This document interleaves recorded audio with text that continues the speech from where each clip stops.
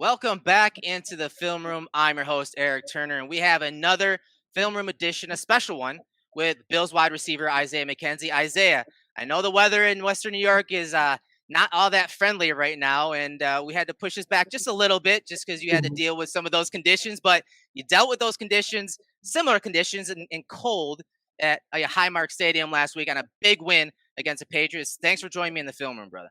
Appreciate you for having me, brother. Thank you. Yeah, of course, man. Anytime I get a chance to pull you into the film room, man, I'm gonna take advantage of it. And we have a few clips that we're gonna look at. And the title of this episode is "The Value of Speed." And I want to show fans, and I want you to educate us on why your speed helps this offense. Sometimes with just by putting the ball in your hand, whether it's on screens, whether it's on short passes or stretching the field vertically. But we're also going to show you how your speed stretches the defense horizontally Mm. and can open windows for your teammates. So overall, man, what was that game in that type of weather, that cold? What was that like? And as a receiver, I know you're a gloves guy, right? So like, Yeah, how what's the leather feel like? What does the ball feel like in that type of weather?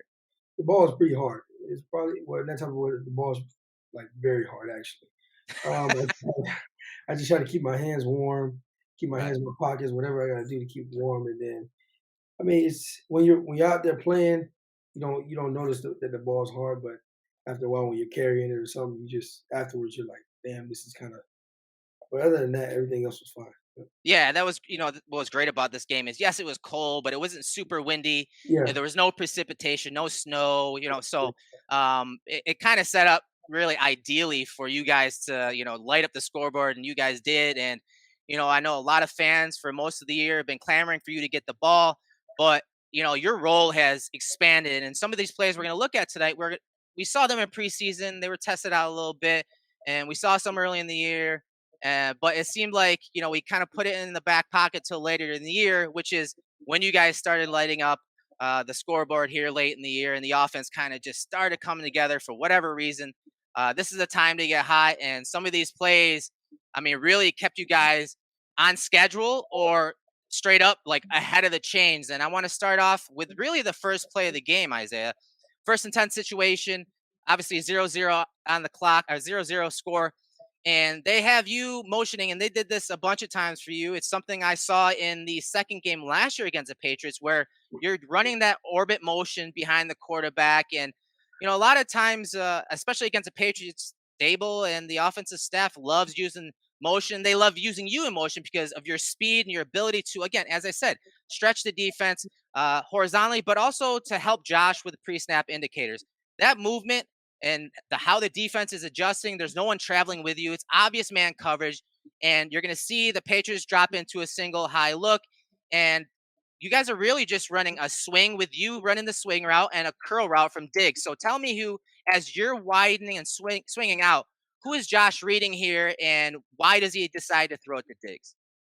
He's reading 41 actually. He's reading 41, and the 41 stays in that little zone area. It's really they showed zone, but it was really like a man type deal, but they kind of switched it off after I passed the quarterback. So 41 was coming towards me, and then uh, J.C. Jackson was coming towards Diggs. But it was such a bang bang play. It's a quick play, and 41 played it a little slower.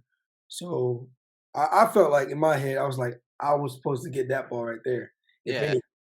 And but Diggs opened up, you know what I'm saying, and 41 kept moving over, so he just tossed it right to Diggs. It was just And a I great. And I think it was a blown coverage, to be honest, because you see Duggar dropping down, you see KVN going out to the flats. I think Bentley was supposed to be sliding this way into that hook to Yeah, curl area. He yeah. doesn't, and I think that has something to do with the defensive front. But there's that window wide open. So to me, it did look like some form of cover three with Bentley totally out of position, maybe Mhm. not realizing that Duggar was spinning down. But either way, easy read here. Uh, as you said, Bryant immediately works over the top of Diggs and is looking at you. So there's a nice gap over the middle of the field. And so we're going to fast forward it to later in the game. Now, this is the second quarter, 3:44 on the clock. You guys are already up 20-0. It's a first and 10 situation here. Very similar play with you guys kind of backed up. towards your end zone. Again, pre-snap indicator kind of shows that zone coverage. You guys have a really nice zone beater concept called. And post-snap, the Patriots again kind of drop into a single high zone type look. So I want to ask you a couple of things about this play. You're motioning behind Josh again. Now, are you timing the snap here, or is Josh snapping it when he's ready and you're kind of just running full bore across the screen here? Yeah, I'm just running full ball across the screen, and Yeah. Josh is just snapping it when he's ready. And Okay. so And when I pass him, it's the same thing. I'm coming out to the flat, and Diggs is gonna set up. But as you can see, 32 was kind of hanging out right there where Diggs right here, where, right? where Diggs is going, and I'm slowly getting out to the sideline, to the red line. Right, very similar coverage, right? You see McCourty dropping down. This time he's a flats defender, so Mhm. this is really Josh's read, right? He's reading that flats defender, and as you said, he slow plays Diggs in that curl route right there. And you have to, I mean, you kind of has to, right? It's Yeah, Diggs, and yeah, Josh obviously wants to work inside out. If he has Diggs, one of the premier receivers in the league, in that middle area, he wants to hit him. But McCourty slow plays it. That gives you the leverage outside with your speed. And talk about as Josh swings it out to you, talk about McCourty. I mean, he actually did a good job there, and maybe what you saw as the ball was, placed out in front of you, allowed you to get your eyes up quickly and react to what McCourty was doing. At first, when I caught it, I thought he was a little bit closer. So when Hmm. I looked up, he wasn't that close. So I was just thinking, beat him to the sideline, and Right. I just use my speed to beat him to the sideline, basically. Yeah, like I said, McCourty, I thought did a good job, of coming downhill and trying to close that distance. But that's one thing with the Patriots defense; they're a very disciplined group, but they don't have as much speed as you guys do on offense. And I think we saw that in all facets of the game, run and pass game. And I mean, as soon as you got that ball and he's flat footed, there's just no way, like we'll see later in the game, there's no way that guy was going to be able to catch you, and you're able to turn on the Jets and get up the sideline again. The value of speed. If Dable puts you in a position and Josh in a position to make some easy reads and or type plays like you saw there, like okay, if McCourty widens out like Bryant did, I'm just gonna dump it down the digs for an easy gain, stay on track. Well, if they don't maintain leverage on you, well, guess what? That's where those big plays happen, and that's exactly what happened on that play. And here's another play later in the first quarter. Now we're gonna flash back a little bit. 2:57 on the clock, 2nd and 10 situation, and it's a play that, you see the Bills motion Singletary back into the backfield, and Josh calls the alert. And in my opinion, based on the way they, kind of shifted, it looked like, hey, you guys are kind of expecting man coverage. Mhm. And I'll let you get to that here in a second. But if you look at the routes here, yeah, you guys ran a ton of those crosses in the last matchup. And again, over the years, you guys run these plays primarily against man coverage, against the Dolphins, against the Patriots, like you talked about in the last matchup. But this was the new wrinkle, man. And I love this route by you in the slot. Again, matched up with Bryant uh, in the slot here to the bottom of the screen. And I want to ask you real quick now, was this V route? Was this more of like you're reading a leverage, or is this locked in like, no, this is the route I'm running? You're not reading any coverage. You're not reading the leverage of the defender. This was the true route, that true V route. Yeah, once he alerted it, we knew it was man to man, and this was true. This was a true V route, like nothing else. It Mm, was a true V route, and I was already locked in on. I'm just that's yeah. Yeah, me and Diggs had the same route, same route. Yeah. and Gabe was clearing it out, and it was just one on one for both sides. Yeah, this was just an awesome wrinkle that Dable added in for this game. Again, film, they obviously study a ton of film and just like we do. And to see this little wrinkle being thrown in, it was just nice to see. So here's the broadcast angle. I want you to talk about a few things. First of all, the release. You had a little skip release here off the line of scrimmage. And then I want you to talk about, when you get near the top of the route, you're going to peek at the quarterback and kind of what the purpose of that. And then, of course, once you break, you get that separation. You got to adjust to the pass. So walk us through your mindset as this route unfolds. You're obviously one on one. You obviously see a single high coverage. Gabriel Davis off to your left is clearing out. Walk us through each phase of this route against Bryant. So on the release, he was a little bit. So last game, he was off and outside, like Hmm. a little more often than he is now. This time he's pressed, and he was kind of head up, and I wanted to fill out his leverage. So when I jumped towards him, he stayed inside. Yeah. So he stayed inside, and I didn't want to go right away because he would have just washed me down, Hmm. and it wouldn't have been a clean route. So I pushed up and then pushed inside, made it seem like I was running across, pushed up, peeked inside to the quarterback, showed him my eyes so I could get Brian to try to cut underneath as if I was running the over route like I did, the first game, Yeah. the second game we played him. Now talk about why you're peaking at the quarterback. That little movement, what Yeah, it triggers for a defensive back in man coverage, primarily one that you already have gotten inside leverage on this guy now. it triggers him to try to cut me, try to cut the crosser earlier than Hmm. he should, and Yeah. instead of playing over the top, he's trying to cut underneath, um, and that's why I looked inside basically to try to get him to undercut my route. Yeah, and that's exactly what happens. As you peek back, that activates or alerts him, hey, he's going to be running that crosser. I need to work to Isaiah's, right hip here so that Mhm. he can get in the pocket, and obviously then he can get a look at Allen if he needs to. But more importantly, maybe deter a throw. That's what trail technique, does a lot of the times. Even if you're not, right in phase, you're able to get underneath, and you see the Bills do it all the time in those third and long situations. Levi, Taryn, even Trey White, you guys get in, they get into those trail techniques to kind of deter that. So you guys see, Isaiah peek in the backfield, and so Bryant attacks that right hip, thinks he's running across her, and then boom, there's the separation. You snap back to the boundary, and the ball's a little high. You have to adjust, but you get some air on this too, Isaiah. I'm pretty impressed. You Yeah, see it from this angle. Look at this. You're hanging up there forever, it seems. it was a little bit. Actually, I didn't like the top of my route. When I came out of my route, I felt like Okay. I didn't like the top of it because the ground was so hard that I felt like if I would have tried to one to it, I would have probably slipped out or something, and I didn't want to slip because I knew I was getting this ball. Right. So, because I like once I did that, I was like, I know I'm getting this ball. I know it's coming to me, and I was just like, I didn't like the top of it, but it worked out. But then Yeah. when the ball was in the air, so when I'm turning out, I saw McCourty for a split second and then behind me, and then obviously Brian was underneath me, so Right. it was like I gotta catch the ball. I mean, there's no round to catch. It's just catch this ball no matter what. So he threw it. I got up in the air, caught it. Actually, Brian got his hand in there, Yeah. and as we both came down, he was trying to he tried to rip it out. Yeah. You try And raking it out right there. yeah, No, it's awesome, awesome route technique and honesty. I love the honesty at the top of your route when you snapped it off. That you would have liked to just one to it, but you're not able to. And that's the thing. Like the turf, we saw it on TV for hours leading up to the game. The turf was covered. It was probably being warmed, but by the time the game started, because they took the yeah, turf off like a couple hours, or the tarp off the top of the turf, they took it off like a couple hours before. So by this time in the game, I mean, it was probably concrete. It probably felt like yeah, concrete. yeah. All right, so now we're gonna go back for two more plays here.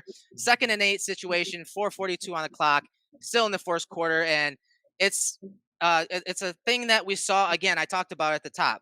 We saw you in the backfield in the preseason. We saw it in I believe week 1 against the Steelers, and I just love this, and for so many reasons. We're gonna break it down. This is the counter bash play, so you have the left guard and left tackle Dawkins and Bates pulling to the right, and Isaiah's in the backfield to the right of Josh Allen. Singletary is split to the left, and Josh is does usually reading the defensive end. So Judon right here, he kind of plays it flat-footed, and it really doesn't matter to be honest. And Josh hands it off to you. And honestly, if he didn't hand it off to you, I mean, this play is going to work either way, whether he hands it to you or if he keeps it to and goes off to the right here with Dawkins and Bates pulling. But I just love having you in the backfield on these wide runs because it really reverses what defenses are so used to seeing. So many teams are so used to seeing, some type of zone read here where Josh is, maybe handing it or putting the ball in the belly of Singletary here. This guy's crashing, this guy's scrape exchanging over the top. So it kind of, goes against what these defenses train all the time. And they definitely aren't used to seeing your speed in the backfield here. So talk about what you think about playing the backfield and how that little wrinkle has really caught defenses off guard. I like it. I think it's pretty fun. You know what I'm saying? Using me, every which way possible, and I like being in the backfield. Actually, I mean, Singletary with a good block, Yeah. he's doing a good job of that. But you know what I'm saying? Whenever I get the, like you said. he was reading Judon right there. Sorry, he was reading Judon right there, and he probably, like you said, he probably should have kept it. If he would have kept it, probably would have been a big game. Huh, But with my they have speed, numbers this way. yeah, yeah. So but with my speed and Judon, Yeah. still playing it, like you said, it kind of didn't matter because I was gonna outrun him regardless. But Yeah, and I mean, if he's even if he just stopped, like if he didn't even yeah, come down that 1, 2 steps right there and read, like you're gonna get the edge. There's no yeah, doubt about it. yeah. But once he gave me the ball, I was like, I'm just gonna outrun him. And Singletary, me and Singletary been practicing this. It's like, hey, just get the outside guy. I'll outrun the inside guy. Just get the outside guy. So that's how we basically did it. And the other thing I like about this, and we saw it on that first drive when Josh Allen had you in the backfield to your right, and you the same type of motion to the left. Bryant is on you. I have him circled. Bryant's on you, and it appears to be man coverage. You see Man, Doug, man, Duggar over and Knox over here. Looks like man coverage, and there's just no way, as we saw on those crossing routes in Week 16, that there's no way that guy's going to leverage. So yeah, this really came down to whether Devin Singletary could get a piece of Bentley. He did. You got leverage. You got outside. You got a really nice gain on that play. I loved it. And they came back to it in the third quarter, Isaiah. You guys are now up 27-3.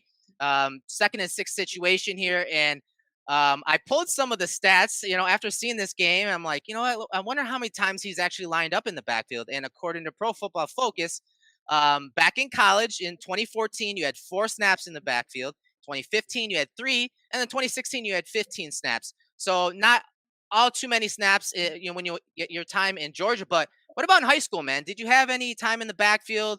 Playing running back in the backfield in high school? yeah, a few times. You know what I'm saying? But I also had Sonny Michelle as my running back in high Oh, okay. school. So like, I didn't get many touches. Maybe if he got tired one play or something, I'll touch the ball. But other than that, yeah, I played a little bit in high school, but not a lot because I had, what I'm saying, I had a first round pick in my backfield. Yeah, yeah, that explains a lot, to be honest.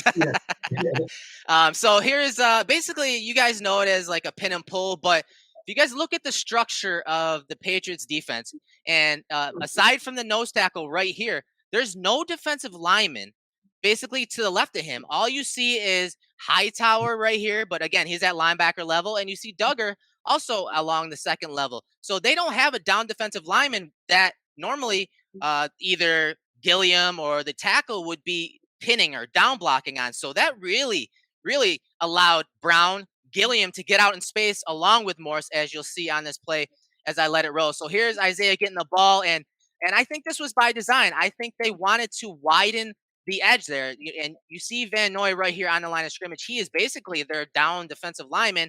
Mhm. I think they wanted Isaiah. I think they wanted you to cut up inside on this play by widening that edge, hoping that you get up inside. But you guys had the numbers, and then with your speed, your value on this play to out leverage everyone at that second level they had there. Whether it's Hightower, it's Duggar, you get some really nice blocks at the point of Mhm. attack from Gabriel Davis and Sanders. Sanders breaks down to the box right there, gets a piece of Hightower. It's just great to have your speed in the backfield on these wide runs, and it's nice to have guys like Mitch Morse out in front of you, right? Yeah, yeah. So when I got the ball, actually before the snap, I looked across and I seen Van Noy wider than usual. Yeah, And Gabe has him. So what was the perfect scenario was if Van Noy was inside, Gabe would crack down on him. Emmanuel would take number 2, right. and uh, Reggie, Spencer, and Mitch, they all pull. So what had happened was Gabe and E actually double teamed Yep. Van Noy, and then E came off with a great block on 54 Yeah. on Hightower, and he actually turned around and just turned his back and walled him off. Yeah, it was an ass block. It was nice. Yeah, yeah. And Mitch, and when we in practice, every time we run a play, I'm always holding Mitch's like belt. I Like I'm just love it. holding his belt and I'm just running behind him. And I learned from Sony in high school, and my trainer in high school, he was our running backs coach. He was like, "Yo, you never leave the big men behind on those type of Yeah. plays." So I just kept that in mind. Like so, when I came around the corner, I had Mitch with me the whole time, and I'm like, okay. And then as soon as I seen the open, I just hit it, and Hmm. Mitch was going downfield just like a train. Yeah, this was this is the element that we've been calling for. I mean, I know us at Cover One have been calling for these pin and pull type runs since last offseason. I think it just maximizes guys like Mitch Morris, and then you add the new athleticism of Spencer Brown in the lineup. Mhm. Obviously, Rick Bates. I highlighted Rick Bates here. Watch him, the left guard. Watch him get a piece of Collins, and look how far down the field he drives Collins. And honestly, he meets you at the sideline. You take the hit on the sideline and he's one Uh, of the first guys right there. I know he yeah, yeah, flexes. I don't know if he flexes on you. He's right here. Mitch Morse is right there. And I know on the broadcast copy, you can see him flexing right there. And here's the yeah. angle from the sideline, man. It was just, I love these plays, man. Getting your speed on the perimeter. It's something that now defenses, having seen this on film, they have to prepare for this stuff. Mhm, And it's just another gimmick, another weapon that they can use in yourself and these type of plays to help them run inside when they want to. Help, with those QB sweeps when Josh wants to run that QB counter bash and those plays. There's just so much for defenses to prepare for. Having you in the lineup and your role in this offense and your speed, especially. Again, we saw Beasley and yourself on the field at the same time, and it's just like, okay. Were they prepared for that? I know it's something you guys did in the second game last year, but there's just so much for defenses to prepare for, Isaiah. It's just mhm. I'm happy to see your role expand as this year has progressed. Yeah. I mean, I'm happy for it myself, actually. It's just, we just taking it, a game at a time, and I'm just doing my job best way I can. And every opportunity that comes to me, I'm gonna just take advantage of it. But it's been No, I fun so far. appreciate it. Yeah. Yeah, man, it's been I watch a lot of film. I send you clips and stuff, and talk to you a lot about these games and your role because it's obviously I've been tracking your improvement and progress since you came over to the Bills and working with Chad Hall Mhm. and seeing guys like Beasley and Diggs and how your game has evolved. So and your role evolved. So it's been absolutely fun to watch, and I'm blessed to have you in the film room from time to time. So I appreciate you taking time, to jump in the film room with me on your day off, and hopefully we can do this again, brother. I appreciate it. Oh, of course. Appreciate you, brother, for having me. Let me ask you before I get you out of here. Well, plug your handle on social media, whether it's Instagram, Twitter, your podcast, what you have going on, any type of content that our Bills fans should be looking out for. Um, uh, I don't I know really, I know you have tunnel vision right now. You have the games in front of you. It's really on the back burner. But if there's anything you have, let everyone know. um, I would say my restaurant. I'm saying if you're Yes, going to Miami, my restaurant, La Traila Barbecue is on Instagram is at La Traila Barbecue, barbecue spelled out. Other than that, I'm saying? It's just that's about it. I'm saying? I really don't have anything going on right now besides the restaurant and playing football. playing football, man. Playing football late in the year, which is what us Bills fans want. So again, Isaiah, I appreciate you joining me in the film room, and we'll do this again soon. I appreciate you having me.